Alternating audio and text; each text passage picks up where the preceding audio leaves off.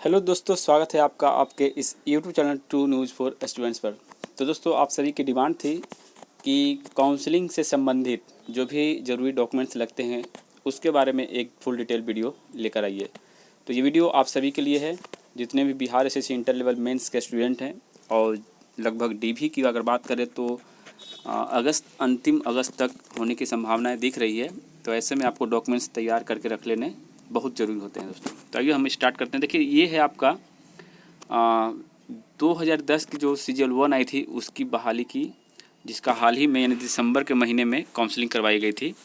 और इसके साथ मैं आपको सीजीएल 2 का भी दिखाऊंगा, क्योंकि इंटर लेवल का तो कुछ ऐसा कुछ डॉक्यूमेंट वेरिफिकेशन का कोई प्रोसेस हुआ नहीं, कोई एग्ज़ाम हुआ नहीं। तो इन दोनों के तर्ज पर ही हम इस वीडियो पर बात करेंगे। तो आइए दोस्तों, यहाँ पर देखिए, मैं डायरेक्ट यहाँ पर बात करता हूँ कि यहाँ पर बोला गया है कि विहित प्रपत्र में वांछित विवरणी भरकर 3 प्रतिलिपि जो है वो लाएंगे। और वो जो प्रपत्र 1 है वो क्या है मैं आपको दिखाना चाहूँगा, वो नीचे में है दोस्तों। देखिए, ये है आपका प्रपत्र 1।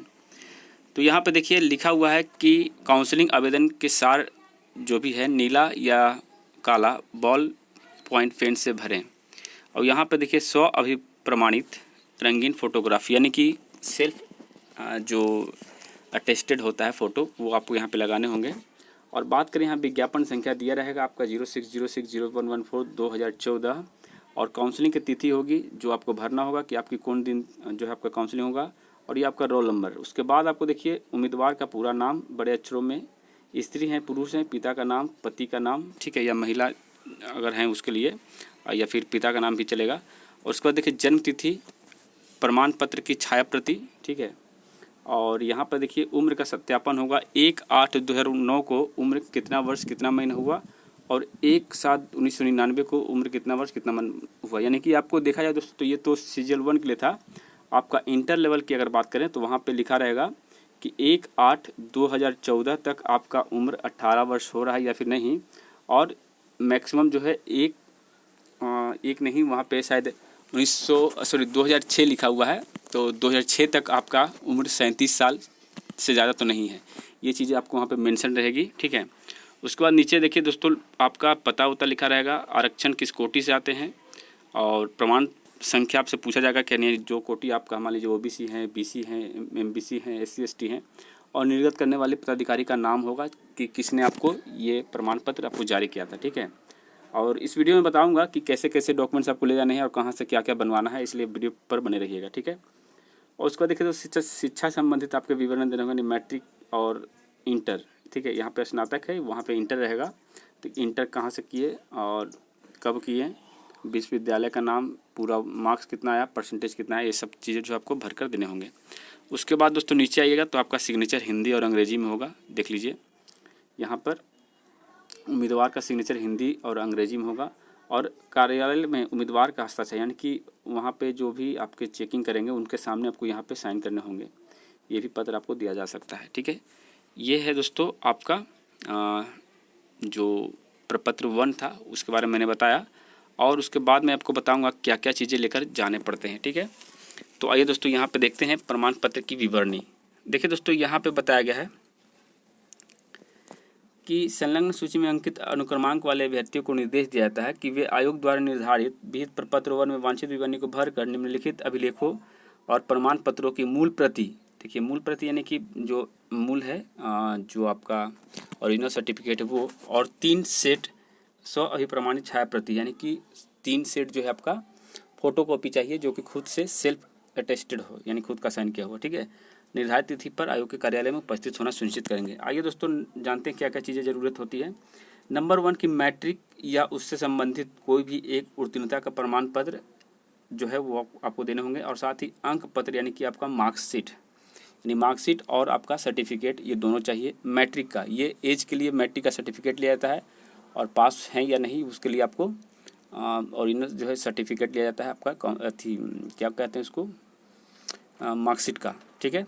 उसके बाद नंबर 2 में आते हैं दोस्तों, शैक्षणिक योग्यता जो है स्नातक संबंधित अंक पत्र एवं प्रमाण पत्र, यानी कि आप इंटर में पास किए हैं, ये तो इंटर लेवल है ना, तो इंटर का जो है प्रमाण पत्र चाहिए, कब आप पास किए हैं, और उसका मार्कशीट भी चाहिए। ये सब ओरिजिनल होना चाहिए, सबका 3-3 कॉपी भी, ठीक है। मुख्य परीक्षा हेतु निर्गत प्रवेश पत्र, यानी कि आपने मेंस एग्जाम में जो प्रवेश पत्र आपको जो मिला वो प्रमाण पत्र जो है प्रवेश पत्र वो चाहिए। ठीक है, हो सकता है पीटी का मांग करे, लेकिन नहीं रहने पर क्या होगा उसके बारे में बताऊंगा, आपको घबराना नहीं है। उसके बाद देखिए अनुसूचित जाति यानी एससी, अनुसूचित जनजाति यानी एसटी के अभ्यर्थियों के लिए अनुमंडल पदाधिकारी द्वारा निर्मित जाति प्रमाण पत्र, यानी कि आपको एससी एसटी कैंडिडेट हैं तो आपको अनुमंडल द्वारा जो बनाए जाते हैं पदाधिकारी द्वारा वो ही प्रमाण पत्र चाहिए, बीडीओ का नहीं चाहिए। ठीक है, बीडीओ या सीओ का नहीं चाहिए। पिछड़ा एवं अत्यंत पिछड़ा वर्ग यानी कि बीसी और एमबीसी वर्ग के अभ्यर्थियों के लिए गृह जिला, ठीक है, जिला पदाधिकारी द्वारा अथवा उनके द्वारा प्राधिकृत अपर समाहर्ता स्तर के पदाधिकारी द्वारा निर्गत क्रीमी लेयर प्रमाण पत्र चाहिए। देखिए क्रीमी लेयर रहित प्रमाण पत्र नहीं चाहिए। ठीक है, यानी जिसमें आपको ये पता चले कि आपकी इनकम कम है, आपके प्रॉपर्टीज़ कम है और आप माने सबसे ऊपरी जो होते हैं बीसी कैटेगरी में जिनको यूआर की तरह माना जाता है वैसे कैटेगरी में आप नहीं आते हैं, आप अभी भी पिछड़ा या अत्यंत पिछड़ा वर्ग में आते हैं। इस तरह का प्रमाण पत्र आपको बनाने होंगे, वो भी जिला पदाधिकारी के द्वारा, मान के चलिए वो भी अनुमंडल से ही या एसडीओ ऑफिस से ही बनाकर आप जाइएगा। ठीक है, और आगे बढ़ते हैं दोस्तों कि सरकारी सेवा में 3 वर्ष से निरंतर सेवा संबंधी प्रमाण पत्र, ये जरूरी नहीं है, ये उनके लिए है जो सरकारी सेवा में काम करते हैं उनके लिए है। भूतपूर्व सैनिक है तो उनके लिए भी उनका जो है प्रमाण पत्र चाहिए। और सक्षम पदाधिकारी द्वारा निर्गत अस्थायी प्रमाण पत्र, देखिए यहाँ पे अस्थायी प्रमाण पत्र का मतलब होता है दोस्तों आपका रेसिडेंशियल चाहिए, यानी कि आपका निवास, जो भी आपका बिहार से हैं तो बिहार का निवास स्थान का जो प्रमाण पत्र वो चाहिए। अगर बिहार से बाहर राज्य के हैं तो उनको ये चीज़ें देने की ज़रूरत नहीं है, ना ही ओबीसी देना होगा, ना ही एससी एसटी देना होगा और ना ही कोई भी ऐसा प्रमाण पत्र जो आरक्षण का लाभ लेते हो। ठीक है, ये बिहार से बाहर वालों के लिए नहीं है, लेकिन बिहार के लिए आपको ये जो देना पड़ेगा अस्थायी प्रमाण पत्र। ठीक है, और सक्षम पदाधिकारी द्वारा निर्गत दिव्यांगता प्रमाण पत्र, यानी अगर फिजिकल हैंडीकैप अगर आप हैं तो फिजिकल हैंडीकैप का भी एक प्रमाण पत्र चाहिए जो कि सक्षम पदाधिकारी यानी कि सरकारी डॉक्टर के साथ ही आपका बना हुआ हो, और जो भी आपका मेडिकल रिपोर्ट है, और साथ ही जो प्रमाण पत्र आप बनाए हो वो भी बीडीओ का हो, एसडीओ का हो, कहीं से भी आप बनवा के लाए हों। ठीक है, और देखिए फोटो युक्त पहचान पत्र जैसे कि आधार कार्ड, वोटर आई कार्ड या पैन कार्ड, किसी एक को आप वहाँ पे ले जा सकते हैं, ज़्यादा चीज़ें की ज़रूरत नहीं है, किसी एक का ओरिजिनल ले जाइए, बाकी का 3 कॉपी फोटो कॉपी लगेगा। ठीक है, और बात करें दोस्तों कि 1 से क्रम 10 तक, यानी कि यहाँ से लेकर के यहाँ तक जितने भी आपने देखे इन सभी डॉक्यूमेंट्स के अंकित प्रमाण पत्र जो लागू हों के साथ 3 पासपोर्ट साइज फ़ोटो, रंगीन फ़ोटो हाल का खींचा हुआ चाहिए, यानी कि 3 फोटो भी चाहिए जो कि हाल का खींचा हुआ हो। ठीक है, और दोस्तों यहाँ पे देखिए कोरोना संक्रमण को ध्यान रखते हुए फेस मास्क वगैरह सब तो लगाना ही पड़ेगा। और आगे आइए दोस्तों कि जिनके पास मान लीजिए नहीं है पर इंटर का जो आप इंटर बोल रहा हूँ, जो पीटी का एग्ज़ाम दिए तो उसका एडमिट कार्ड नहीं है या गुम हो गया है, या मेंस का भी एडमिट कार्ड नहीं है या गुम हो गया, तो ऐसे स्थिति में क्या होगा तो वही मैं बता दूंगा। तो देखिए दोस्तों यहाँ पे बताया गया है कि काउंसलिंग हेतु आमंत्रित अभ्यर्थियों के लिए प्रारंभिक या मुख्य परीक्षा के प्रवेश पत्र या परीक्षा में शामिल होने से संबंधित कोई साक्ष्य जाना आवश्यक है, यानी कि आप एग्ज़ाम दिए हैं इसका कोई भी एक एविडेंस ज़रूरी है, यानी कोई भी एक प्रमाण जरूरी है कि आप एग्ज़ाम दिए हैं। और यह तथापि ऐसे अभ्यर्थी जिनके पास उक्त कागजात या साक्ष्य उपलब्ध नहीं है वे एक फ़ोटो युक्त पहचान पत्र जैसे कि आधार कार्ड, मतदाता पहचान पत्र यानी वोटर या फिर ड्राइविंग लाइसेंस एवं वांछित शैक्षणिक और अन्य प्रमाण पत्रों के साथ काउंसलिंग में शामिल हो सकते हैं। यानी दोस्तों कि जिनके पास मान लीजिए पीटी या मेंस का कोई एडमिट कार्ड नहीं है तो वैसे अभ्यर्थी भी शामिल हो सकते हैं, एक पहचान पत्र और बाकी जो भी डॉक्यूमेंट्स आपके हैं जो 1 से 10 तक लिखा गया था उन सभी डॉक्यूमेंट्स को आप ले जाकर के प्रस्तुत हो सकते हैं। ठीक है, देखिए पिछड़ा वर्ग और अत्यंत पिछड़ा वर्ग अभ्यर्थियों के लिए अंचलाधिकारी द्वारा निर्मित क्रीमी लेयर रहित प्रमाण पत्र आपको बनवाने होंगे, और अनुसूचित जनजाति और जाति के लिए जो है आपका अंचलाधिकारी द्वारा जो है आपको प्रमाण पत्र बनवाने होंगे। ये चीज़ें आप देख लीजिए दोस्तों, तो ज़्यादा कुछ तो इसमें नहीं दिया हुआ है। और हम आपको आगे ले चलते हैं दूसरे नोटिस पर। देखिए दोस्तों वो था CGL 1 का और ये है CGL 2 का। इसमें भी सेम टू सेम आप देखेंगे कि जो प्रमाण पत्र जांच की तिथि है वो सब देना होता है, और साथ में प्रारंभिक परीक्षा, मुख्य परीक्षा का रोल नंबर यहाँ पे दिया हुआ है, मोबाइल नंबर, अभ्यर्थी का नाम, पिता का नाम, गृह जिला, ये सब जो भी है। उम्र की सत्यापन भी देख लीजिए यहाँ पे दिया हुआ है कि 1/8/2014 तक उम्र कितना हो रहा है, तो यही चीज़ आपको इंटर लेवल में भी मिलेगा। लेकिन यहाँ पे जो 1/8/2010 को उम्र बताया गया, यहाँ पे 1/8/2010 की जगह पे 2006 होगा, जो कि जब दोबारा से नोटिफिकेशन आया था 2016 में, उसके बाद एज की थोड़ी सी छूट मिली थी और 2006 तक मैक्सिमम एज माना गया था। यानी कि मैक्सिमम अगर 2006 तक आपकी 37 साल है तो भी आप फॉर्म भर सकते हैं, 38-39 साल वाले फॉर्म नहीं भर सकते 2006 में अगर जो कंप्लीट कर लिए। हाँ, लेकिन हाँ 2006 के बाद अगर 3839 है तो वो फॉर्म भर सकते हैं। ठीक है, तो इस तरह का ये निकला था उस टाइम में। 2016 वाले जो फर्जी अभ्यर्थी हैं वो यहीं पे पकड़ाएंगे और उनको यहीं से बाहर किया जाएगा।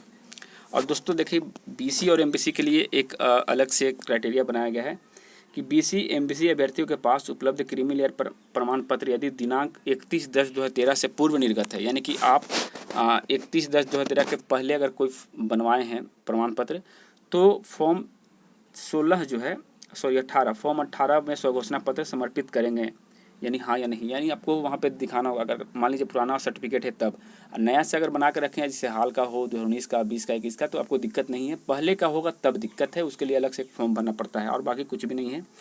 और बाकी सब देख सकते हैं दोस्तों, वही सब चीज़ें हैं जो वहाँ पर थी, तो इसमें अब आपको घबराने की ज़रूरत नहीं है। आइए हम कुछ प्रमाण पत्रों के बारे में बता दें फिर से। और ये है दोस्तों, देख लीजिए, ये काउंसलिंग की ही है, ये कनीय अभियंता सैनिक की है जो कि 2018 में लिया गया था। तो इसमें भी सेम टू सेम वही सारी बातें हैं जो यहाँ पे देखने को मिल सकता है, आप स्क्रीनशॉट ले लीजिएगा।